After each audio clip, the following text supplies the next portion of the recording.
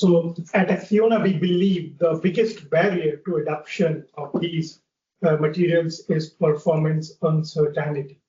For the construction industry to truly embrace these recycled composites, we have to prove a single point, which is recycled does not mean lower quality. Now, this is why our approach focuses on industrial scale validation. So here you can see that we have chosen 3 demonstrators, but those demonstrators were not selected randomly. We designed them to follow the life story of a decommissioned wind turbine blade. We wanted to see how every single part of that blade could be used again. So it started with prototype 1. When a blade is decommissioned, it is cut and shredded, which generates a lot of fine particles. Usually these particles are ignored.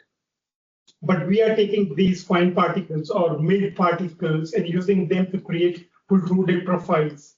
We want to prove that even the smallest fragments of waste can be integrated back into standard manufacturing. Then we have prototype 2, where we focused on recycled fibers themselves.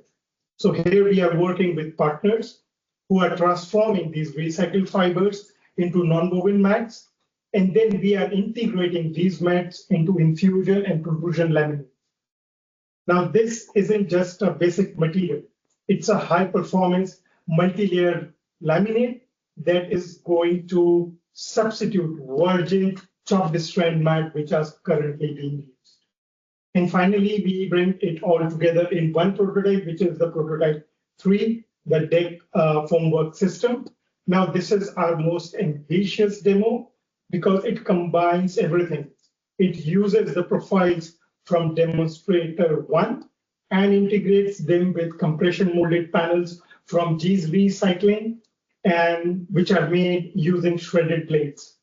Now, since formwork is used on almost every construction site, it is a perfect real-world test for strength and durability.